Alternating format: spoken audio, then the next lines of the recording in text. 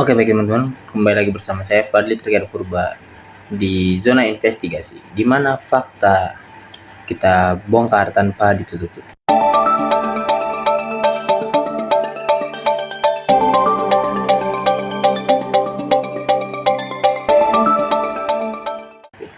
Oke, baik. Pada pertemuan kali ini kita bakal membahas tentang penerapan CAR atau Computer Assisted Reporting dan jurnalisme data dalam efisiensi manajemen produksi berita.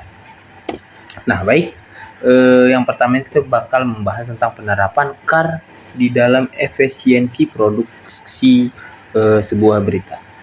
Jadi perlu kita ketahui bahwa CAR itu merupakan sebuah inovasi yang dimana dalam praktik jurnalistik ini yang dimana dia menggabungkan antara teknologi komputasi dengan metodologi ilmu sosial, yang dimana dalam proses peliputan dan penulisan berita tersebut.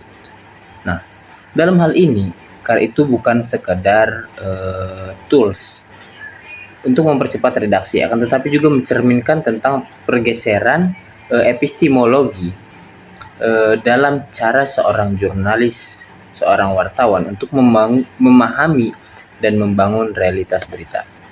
Nah, dalam penerapan CAR ini sendiri tentunya memiliki beberapa tantangan-tantangan. Contohnya adalah ketika menghadapi tantangan epistemologi dan kultural yang signifikan. Jadi sebagian besar redaksinya itu masih memperlakukan CAR sebagai teknologi tambahan. Jadi bukan sebuah paradigma untuk berpikir baru. Kemudian juga ada tantangan dari segi etika.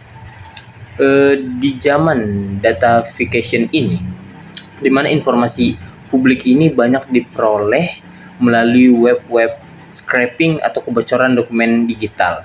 Jadi kita sebagai jurnalis ini harus menghadapi dilema yang baru, yaitu tentang bagaimana kita menggunakan data secara bertanggung jawab gitu. Nah, kemudian ada integrasi jurnalisme data dalam optimalisasi manajemen redaksi digital. Jadi jurnalisme data itu merupakan evolusi konseptual dari tadi CAR ini, yang dimana dia mengubah paradigma kerja redaksi ini dari sekedar mengumpulkan informasi-informasi menjadi proses sense making yang berbasis terhadap data. Kemudian tantangan-tantangan dan strategi pada implementasi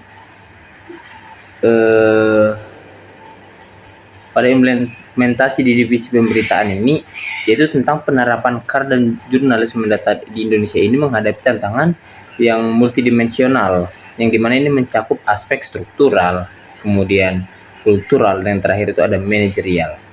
Jadi tantangan kedua ini bersifat kultural, yang dimana banyak jurnalis di Indonesia itu, terutama generasi senior ya, yang masih berpegang teguh pada paradigma tradisional, yang dimana dia menempatkan intuisi dan pengalaman lapangan sebagai sumber utama dari kebenaran berita yang coba diperoleh. Nah, kemudian ada aspek manajerial yang juga menjadi tantangan penting gitu. Kemudian untuk menjawab tantangan-tantangan tersebut, terdapat setidaknya ada 4 strategi utama yang dapat diimplementasikan oleh divisi pemberitaan. Yang pertama itu kita perlu meningkatkan literasi data dan pelatihan teknis yang berkelanjutan. Kemudian ada perlunya pembentukan DEX khusus jurnalisme data. Kemudian kita perlu melakukan penguatan infrastruktur digital dan sistem kolaboratif. Nah, dan yang terakhir itu ada kemitraan dengan lembaga-lembaga data publik dan komunitas open data gitu. Nah, jadi intinya adalah CAR dan jurnalisme data ini bukan hanya sebuah inovasi teknologi, akan tetapi merupakan sebuah bentuk transformasi manajemen media menuju produk berita yang lebih cepat dalam produksinya, kemudian lebih akurat dan mendalam mengenai datanya, dan terakhir ini lebih dapat dipercaya oleh publik. Nah, mungkin hanya itu yang dapat saya sampaikan, kurang lebihnya mohon maaf. Wassalamualaikum warahmatullahi wabarakatuh.